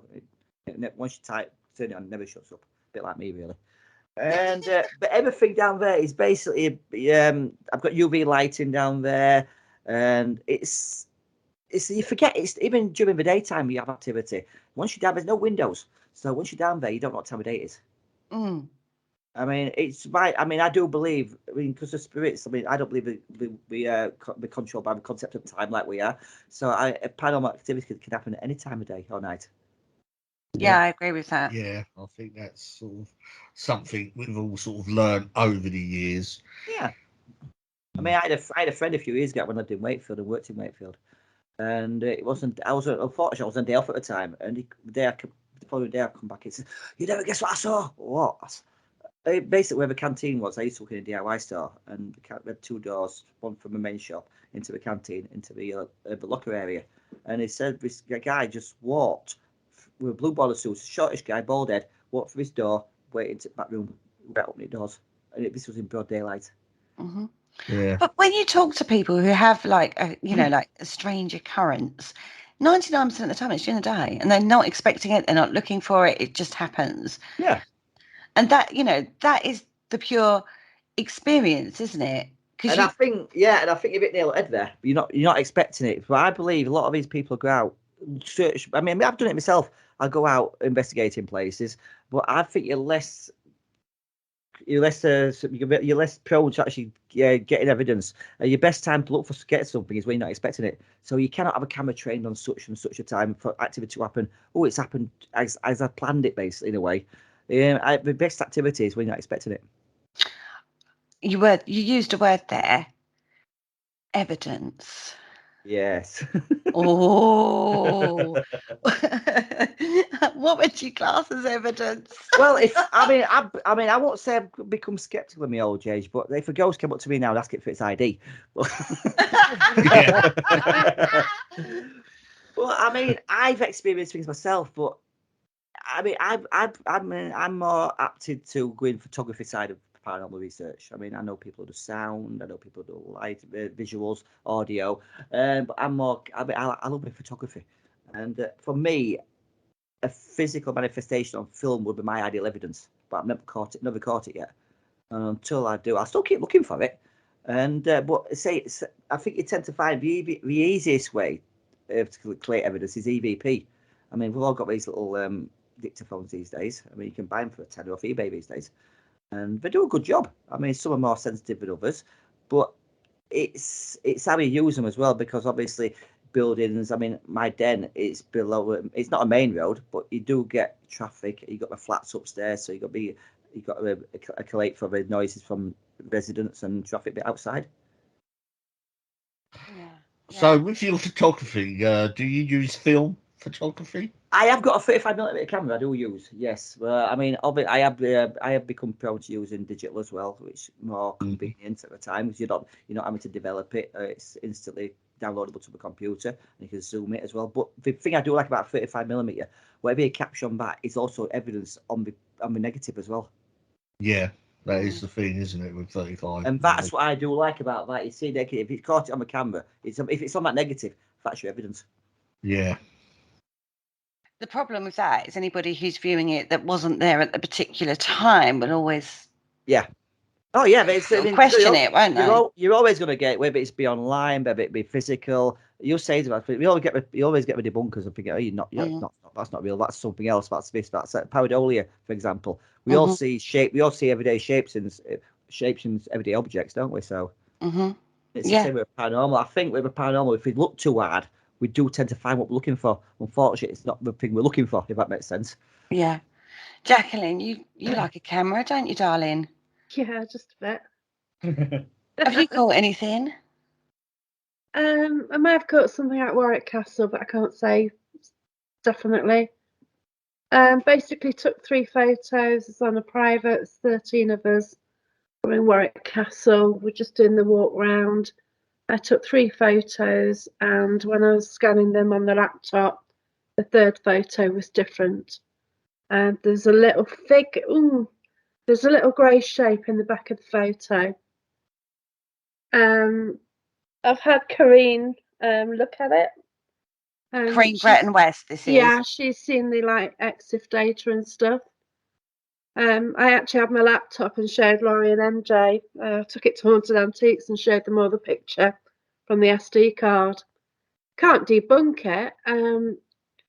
It was basically over a bookcase. So whether there's glass in front of it, but I don't think so. So I don't know. I can't say it's paranormal, but I don't know what it is. No, that's just the thing, though, because although we can't explain it now, I don't mean to say that in 10, 15 years down the line, there will be someone else that can explain it. Do you know what I mean? So that's it. I caught something a few weeks back in the den. I've got a scrying department, a scrying section, segregated, 2 little areas dedicated to mirror scrying. And there's an oval mirror of a larger one, and a lot of people say that we get vibes off it. And I did take a few shots of it randomly, and I have got what looks like a face, but there's markings, there's smudgings on it, so it could be just generic. I mean, I'm not one of these people to claim it's paranormal. It could be just something everyday, natural. Yeah. But that's the beauty of it, isn't it? It's subjective. Yeah. Yeah. It's all subjective, whether even down to an EVP, even down to a photograph. It's yes, we might be able to explain. Somebody who knows more than we do, might be able to explain it. Great, fantastic, explained, fantastic. I've learned something in that process, right? But if you can't explain it, it's still there. It's still open for discussion. It's still out there. So somebody one day might be able to discuss it. Oh, yeah. If you remember rightly, like the photograph of the lady on the stairwell at Raynham Hall. Yeah. Oh, yeah, that was famous grey lady. It's a really famous photograph. It was put out there for many, many years. They caught the spectre of the grey lady and all this. And it's been explained since, hasn't it? It's been looked at more recently, in recent years, and that has been explained now. But I still love that photo, though, right? It's still the classic, isn't it? It's just, to me, it epitomises evidence as we get it. It was taken so much as the real deal. And unfortunately, it's always these photographs what's taken when people aren't expecting it. When people are sightseers, Canadian sightseers, for example, taking snaps of their oldies, and we get back home, I've got this. And that's what makes them more credible. Yes. Yeah. And I do think you're right. It's going to be something like that that's caught when you're not looking for it, really. Although we still want to go look for it, guys. Oh, we do, by all means. I mean, I won't stop looking for them. No, because one day something may well happen that you can't get your head around and capture. And everyone's like, wow, that's amazing. And, I mean, I had an experience years ago, and to this day, I still can't, in a way, debunk it. I know what I saw. I always question what I saw. Yeah. But it's one of those things. I mean, I could not, plus as well, at the time, I was driving. So I have no way of recording what evidence if I had a dash cam or something, I might be able to capture it on that. But this was the days before dash cams, so unfortunately, I had no way of proving it. Yeah, I mean, there was, in my head, I always think some of the best experiences I had were when we didn't have as much tech. So I can only relate the experience because I've nothing to back it up with, because this was days before we were going out with, there was a photograph, but looking at the camera we used, looking at the time, the person or the people that were involved, when you start looking at it like that, you can question it a lot, but that still doesn't make that photograph any less interesting. Oh, I know, yeah, exactly. But that photograph has now been lost because so many different updates on the computer, or different computers, actually. It's probably about 5 computers ago for me. So that photograph has now sort of like been lost in the hard drive somewhere that I can't find. And it's with another person that won't talk to me now. I think as well with modern technology with cameras and things. Well, I mean, it's all been. I mean, remember the old days of taking your camera to Boots and waiting a week for it to be developed, coming back to find half of them are useless. And but nowadays we can download it, we can look at it, we can alter it, even. I mean, and plus, well, I think that's the problem with these days. If you are too easily to alter and manipulate, we might be able to. We might look at something, if it I could change this, edit it a little bit, and you put in things like that there. This is the problem I've always had. Somebody once told me with EVP, they would download it onto the computer and look at it through one of the weird and wonderful things that you can look at, the graph things, Audacity, Audacity, or whatever it's called. Yeah. And you can look at the graph. Sound waves. Sound waves. Thank you, Paul. And it goes, it's the gap between people talking that you're listening for, right? And then he would manipulate it, and then manipulate it again. He goes, can you hear anything? No. Manipulated it further. Can you hear anything now? And in my head, I'm thinking, you shouldn't have to manipulate it for me to be able to hear it, surely. Exactly. Yeah. And that was the main problem I had. The same as a photograph. You shouldn't have to manipulate it for somebody to see. I don't. If it's a good photograph, I don't need the big red circle, guys. Yeah, exactly. Oh dear, don't. Yeah. It's also like mentioned with the listen to it. It's like people suggested. You order a dictaphone, someone says, does that say Peter? Oh, yes, it does. That's suggestion. You hear Peter from there on. Yeah, true story. Yeah. I think the guy that you're talking about, Kerry, his issue with EVPs was he was looking for the EVP that you couldn't hear with the naked eye, ear even. That's a good one. Yeah, that's it. Good. I definitely couldn't see it. Oh, yeah, I think he found it by the sound. Well, no, with the sound waves, you're looking, aren't you, at the sound waves, and it's the ones that are inaudible by the naked ear that he was looking for. But if you have to manipulate something that much, then doesn't that bring into all sorts of other technical things that would... Oh, of course it does. In regards to audio pareidolia, that was my argument. And it becomes less respected and credible. Mm. If I sent that kind of EVP to the EVP queen, MJ Dixon, for example, and said, look, I should say, right, is that the bare audio clip? And I'd be like, oh, no, I've had to put it through a program and then enhanced to this. She'd be like, well, I'm sorry, Kel, but it's enhanced too much. Surely, I don't know, because I'm not very tech, because we know tech is not my thing. Do you see what I mean? That's my personal argument. Oh, absolutely. I mean, when we caught that moving shadow at a very famous location that I won't mention. Not allowed to. Yeah, because of him. He tried to convince me that it was a shadow cast by the lights on his camera. I think, just having a basic grasp of physics that light travels in straight lines sort of debunked his theory. But he wouldn't have none of it. Of paintwork. Yeah. Reflection. Probably bounced off his head. But this is the argument, isn't it? This is the problem. If you're there, you can look at it whilst you're there and try to recreate it. And that's the problem, isn't it? If I showed that footage to Barry or to Jacqueline, their opinion on that. They weren't there when that happened. I wasn't there when that particular footage happened or when that EVP happened. So Yeah. for me, I know somebody was faking an EVP by scratching the inside of their pocket. Yeah. Mm-hmm. Yeah. Yeah, So that I know they were doing it. with the visual footage that we caught, it's going to be extremely difficult to try and recreate that Yeah, because we could go back to the location. That's not going to be a problem, but we'd have to have the right weather conditions. We'd have to have the sun in the right position. It's just so many external sources and variables. and variable. Yeah, so we just couldn't. It would be impossible to recreate or That attempt. doesn't change the fact, though, that there is plenty out there that is very interesting, is the Yeah. word I'm going to put out there. Interesting as, from somebody just looking at it. Yeah. Jacqueline, what's one of those that's caught your eye in time? What photos? Video footage, photos, EVP, whatever. EVPs. I've been present with MJ Dixon when she's got some amazing ones. I recently did an interview for. She's done a show in Search of the Paranormal on Iconic. I was actually interviewed for that, and she got an EVP, and a few of us were in the room, and she said, "Can you say life goes on?" And she repeated this 3 times, and we're all quiet because she wouldn't have you like with a noisy coat or everything. You have to sit really quietly. Yeah.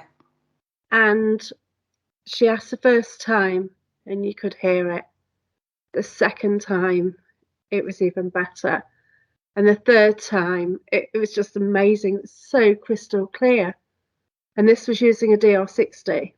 Mm-hmm. And I actually got video footage of the time when she originally asked for the EVP, and I got footage of when the EVP was actually, we all listened to it, and you could visibly see all our faces, the shock and sort of like the delight of this final one going, life goes on.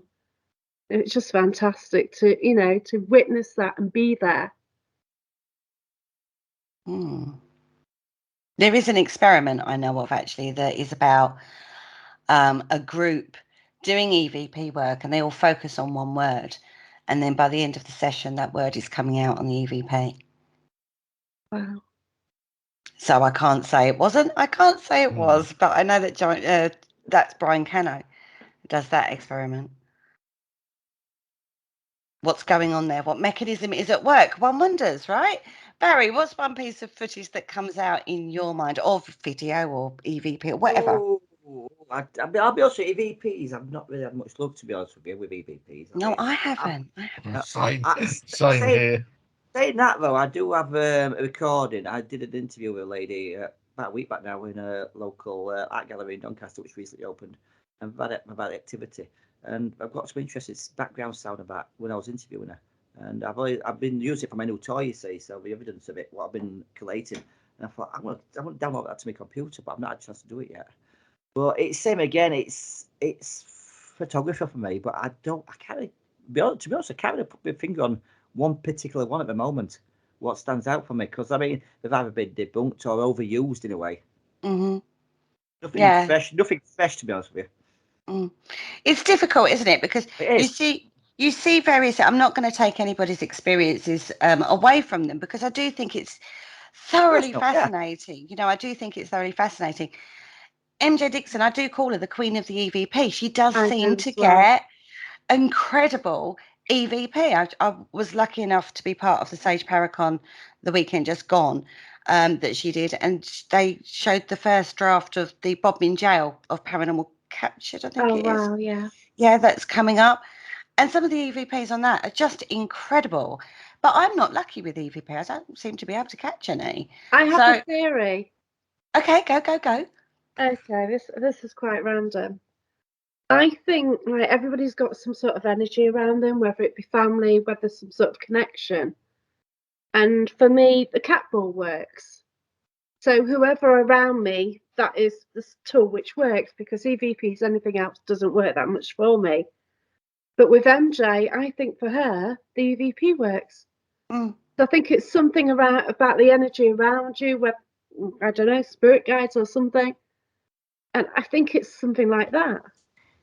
It's Because funny, I think, it's funny you should say that, because I have good activity on my boards. yeah, Yeah, the boards would be a reachable. hit and miss. Yeah, Paul's quite good on a board. Yeah. I just touch the thing and it just shoots off. Yeah. But I'm also good at the automatic handwriting as well. Yeah. Richard's really good at dowsing. Dowsing, I think there's certainly, sort of, I can see where you're coming from, Jacqueline. Yeah. It's odd. I don't know. It's just There's horses impactful. for courses, sort of. Yeah, I don't But we know. talk about that though in the spiritual field, don't we? Not everybody's going to be good at mediumship, like platform mediumship. I've got your Uncle Bob here who's forward. Other people are good in different areas of that. So it could be something as simple as energetic output of what resonates and what you can work with. Yeah, definitely. And what's more as well, going on that aspect, I mean, for example, the boards, pendulums, and dowsing, for example, but don't use we don't use outside power sources, but actually we have a conduit for that item. We have a separate item taking batteries or being recharged. Yeah, We have a battery. but that's true. Having used those tools, all of us, everyone says, "Oh yeah, well it's the ideomotor effect, right?" Or the idiomotor effect. As I probably get pronunciation lessons from Andy Mercer again on that one. From the producer, yeah. Our producer goes, "Oh, I keep telling you, it's not said that way." What do we think of that? That was my expression of Andy Mercer. What do we think of that? That it's us who's creating that, and we're just believing that. It's interesting for me, because like I said, the boards, the boards, the dowsing boards and the pendulums, it's all the same methodology. It's all from us. Now, I do get better results on the boards, and one aspect I did do, I did at the Aircraft Museum in Doncaster a couple of times. One instant, I actually participated in the activity, and the second time I did it, I got the group to participate, and I was stood in the background using the same questions, and they all gave me similar answers. Right. Jacqueline? Sorry, I've lost this one.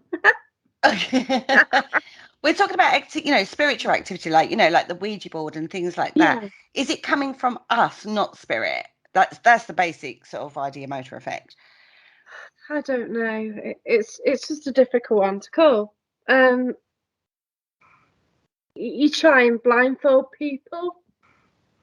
You try different ways to sort of. You also try it where the questions, you sort of deliberately ask a wrong question. Yeah. So it's contradicting, things like that.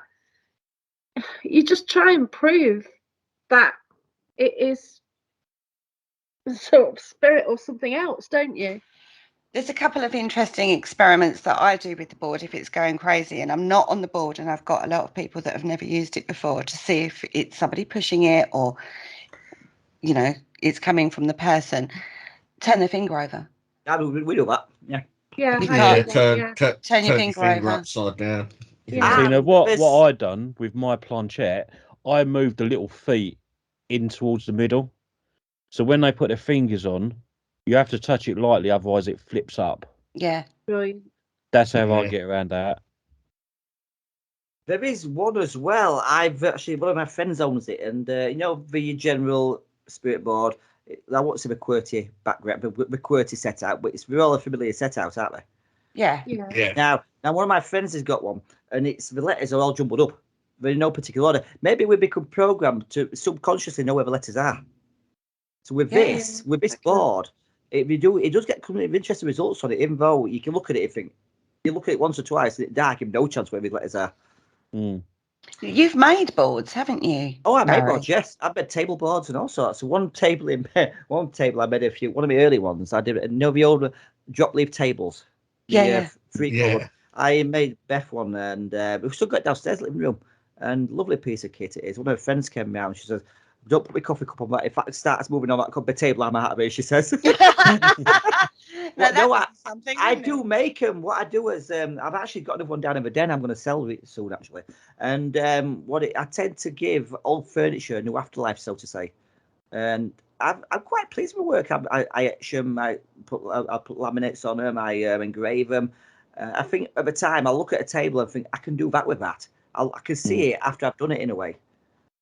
Yeah, before you've started. Yeah, exactly. And if this table in a way calls to me, I'll buy it or whatever, acquire it.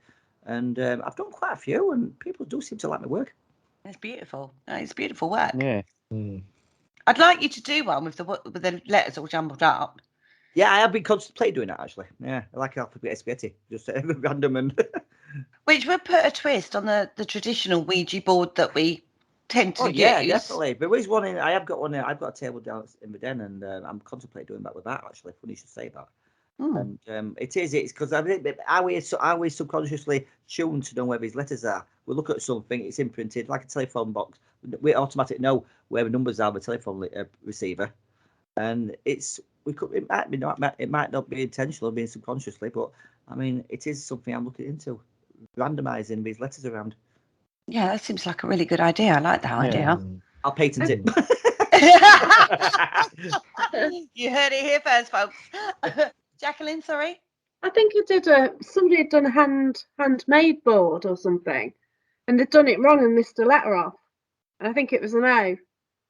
And when it was being used, there's a lot of hesitation until all of a sudden the number O was found, and it was using that instead. And it just seemed, it was like, I think it was like it was looking for it as well. All right. Because everyone's hands were moving around the board trying to find a letter, and in the end went for the number, which was a bit odd. It is, isn't it? Yeah. But going back in history, though, not everybody could read or write. So we're putting out a board and, there's that other side of the argument, isn't it? Exactly the same as why do they all speak English? That's an age-old question. Yes, the $1 million isn't it? question. Maybe there's some kind of higher learning up there. You never know. Well, I have come across it where they can't communicate by the board. Have you? Yes, have I. Did you change method then? We just went to yes or no in the end. We just sussed out that, because we found it's just like randomly coming out with letters, and you're sort of saying, well, do you know what this is? Do you want, well, this is yes, this is no. Would you prefer to do this way instead? See, that's the thing, isn't it? We assume everyone can read or write because we do. Yeah. Well, give it like, I don't know, 15, 20 years, and then we'll ditch the Ouija balls and just do mobile phones and just put text messages. This is, I always said that though, you've got to remember at the moment we're contacting older spirits, but as more modern people pass over and hopefully start communicating, they will want to use like the tablets and the mobile phone texting and stuff like that. And there have been interesting results with people on computers, things like that. There have been some interesting results in that way. Again, can't prove it. Could be a glitch. I mean, my computer one day was having a right old fussy. I don't know. There must be something caught under a key or something. And it was typing biscuit crumbs. Garnet. I was playing with some garnet chips and I spilt them all over my keyboard. It was them ginger nuts, Kerry. It we all wasn't. know. It was garnet. Ginger nuts. Garnet, as in the crystal garnet, underneath my bloody keyboard. It took forever trying to get them out, and I sucked up my C keyed. Can you smell that? Smells like cow. No. So instead of encountering rogue figures, we'll encounter ghosts in Adidas hoodies and holding Nokias. Oh no! Yeah, there'll be SWAT teams coming through. Do you know what? I actually think we already encounter them. It's not really a black monk at Pontefract. I think it's just a local.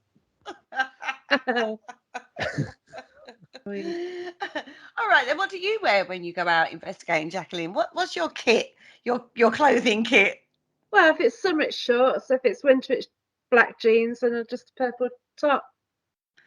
Do you go for colour? Well, I like purple. When I've got a Paranormal Path hoodie. I wear that. See, when I was at the village, Jacqueline was there at the convention. That's right, yeah. I'm with API, and the weather was so hot that weekend. Yeah. Jacqueline actually looked like a traffic light. Nice. The red, she was glowing. It's Yeah. beautiful, isn't it? It was, wasn't it? Yeah. Yeah. But you really enjoyed it. You could see the energy from you. It's just I was really happy. yeah, and you was buzzing all the way through I that. struggled to find happiness, but I felt I was really happy that day. Yeah. Just with all like-minded people. It's just so lovely. It is nice, Absolutely. isn't it? But I mean, you I still went- didn't buy our books. Here we go. Oh my God. I remember Oh my God. I remember went to my village the year before because I couldn't go this year, unfortunately. Yeah. And I had a great time there, I must admit. I sold a few books. See, Barry sells a few books.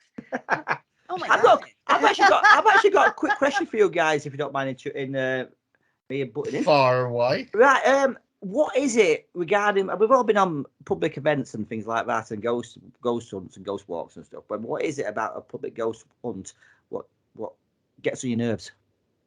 Oh, gets on your nerves. Yeah. The public. Public can do, yeah. Yeah. No, it's the people that are unwilling to learn, I think, that annoy me the most. They're the ones that turn up with all the gadgets on, like a military vest. I don't know how to use them. Yeah, and then they'll poke a K2 meter under your face or something, and then they go while they're filming it live on their phone, they're going, "Oh look, it's going off." Yeah. Yeah. And things like that. That's sort of, and then when you try and educate them, you go, "No, you don't know what you're talking about. I know what I'm doing." It's those people that annoy me. And I've done a lot of public events. Yeah, sort of other people's sort of the way they approach it and stuff like that, which may not be to your sort of liking. I suppose you can get a bit antsy about it, but hey, that's your problem, I suppose. For me, I haven't been on many. I will say that, because I don't like the public investigation. And I'm sorry, folks out there. I'm not happy with public investigations, even though I've run a few. Mainly because they're providing an experience, which is fine. You're paying for an experience when you go on, and the team's job is to make sure you have an experience, which is fine. But you have to understand that is an entertainment factor. I'm not there to be entertained. I'm there to, and I know too much. I'm sorry, I know too much. I know psychological tricks. I know, I'd say I'm not particularly tech savvy, but I'm probably a bit more tech savvy than most people. And I could see how people are being manipulated, and that frustrates the hell out of me. Yes, people want an experience, but they don't want to be faked. And that frustrates me, because I'm not going to pay to have a fake experience. I would rather have no experience, just the experience of doing it. That's why you come on my events now, isn't it? Well, we don't do public. It's a small team events, isn't it? And so, it's just a handful select people. Exactly. And I'll say be there at 7 o'clock or whatever. We turn up, and it's like, well, there's the gaff. Go and do what you like. I think as well, you could have a good time without experiencing anything as well. It's the people you with. Yeah. Exactly. When you're doing a public, you're getting people that probably have watched like the TV programs and want that experience. And I totally get that. There's a place in the market for it under the entertainment factor side of it, which is why, going back to right at the beginning of the show, the live streams are so popular, because people are using those as an outlet to just experience from their front room and be scared. And that they're not researching it. They're not looking into the various work done by various people, or the SPR or ASAP. They're just watching it for an experience. And people get very passionate about the teams or programs that they watch. And I don't think there's anything wrong with that. Personally, I haven't got a problem with any of that. I can't, if you sit there with your finger up your bum watching it, that's fantastic. Don't take it as serious paranormal. It's the same as you watch James Bond. You don't actually believe that there's a spy going out there blowing up places in the way James Bond does. So Let's what be you're fair. saying is when in we a do tuxedo. when we do the investigation Saturday, do you want me to bring some tissues for your thumb? Wet wipes, please. Okay. But no, you know what I mean. It's a totally different ball game, and why I am in the field, which is why I very, very, very rarely will go on to a public investigation. I will be taking my partner on a public investigation, so he gets the taste of the two different investigations that I do, because he needs to experience that to realise it's not. He's seen how I investigate and the explanations, and he's listened to my shows and stuff like that. But he's Your shows? What do you mean your shows? That's better. Sorry, it's us guys. You know what I mean? But to see the other side of it, the entertainment side of it, the side that people get wrapped up in, the normal person will get wrapped in because they've seen Most Haunted, or they've seen Paranormal Captured, or they've seen, Paranormal Lockdown, or Zach Baggins doing his #demon, because that's, to be fair, that's kind of what people pay for. That's what the public pay for. When you delve deeper and you start looking at things and you start researching things and talking to various people, and you've done that kind of side of things, and you realize that there's more to this field than that, then you understand that side is the entertainment side. It is the fluff and unicorn farts side of it. It's exactly the same in spiritual field. There's that love and light brigade, and then when you start delving down, you realize the shadow work and the darker side of work that gets done, and that's more to do with self than anything else.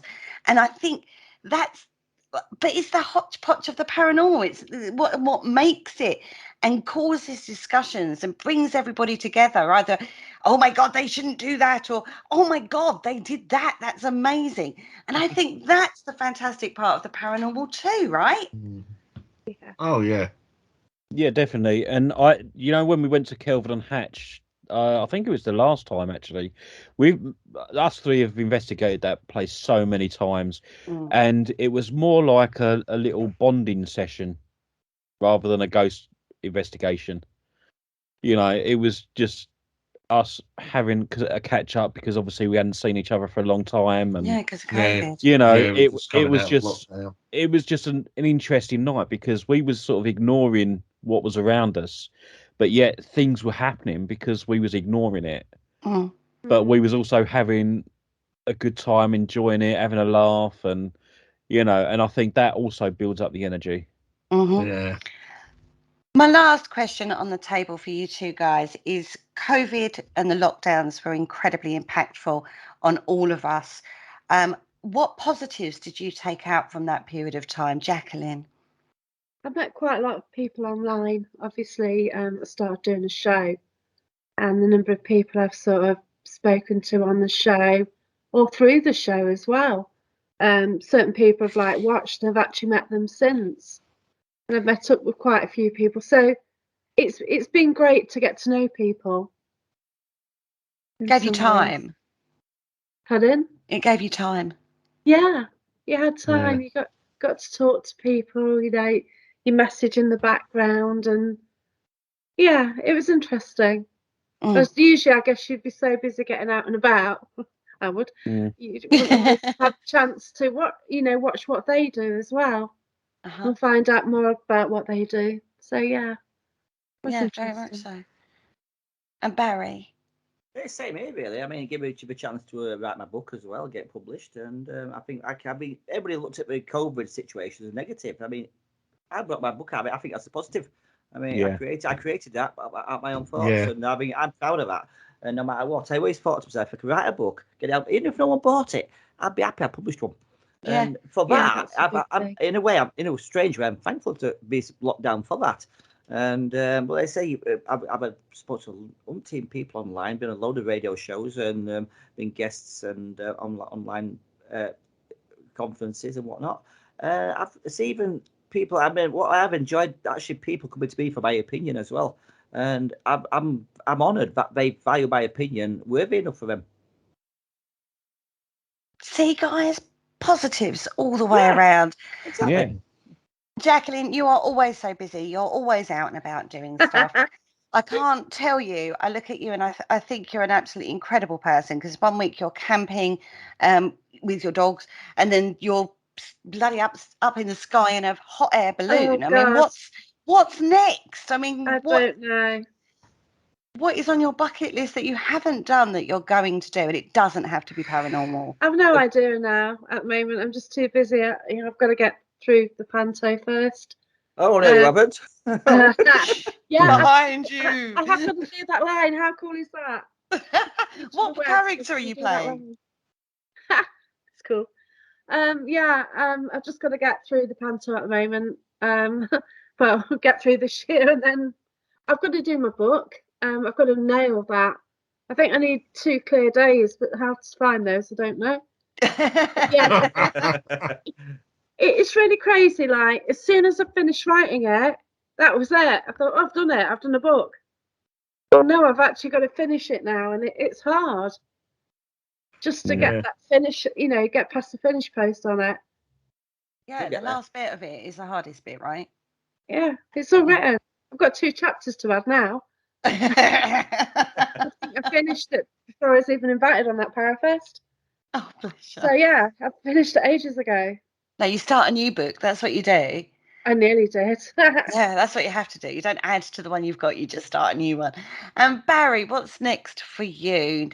Well, for me, mine happens in about 3 weeks' time. I'm actually conducting my very first ghost walk, and Doncaster's first official ghost walk as well. I'm going to be doing regular ones next year as well. But the Halloween is a special taster ghost walk, going around some areas of Doncaster town centre, showing people and telling tales of lesser known hauntings. Fantastic! I think that's brilliant. Well done, guys. And I'm getting dressed up as well.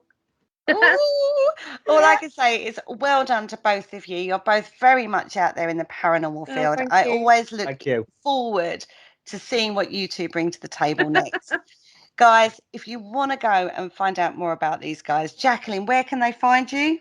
I have a page in the group Paranormal Path, so I put a lot of the shows now. We'll be going through Paranormal Path page. The groups for like other stuff and people sharing things. I hope to get the book out, Paranormal Path. Obviously, I'll advertise it on my page when I finally get round to it. But yeah, I'm speaking at an event soon as well, which I'm quite pleased about. Haunted House, that's Halloween. But yeah, so brilliant. That'd be cool. And Barry, where can people find you? Well, I am in Doncaster base, as most people probably don't know now, and Restless World via Amazon. But on Facebook, I am on BRF Paranormal. That's my online paranormal group. I've also got my den. You can contact people to contact me. Just my own personal profile, BR Frankish.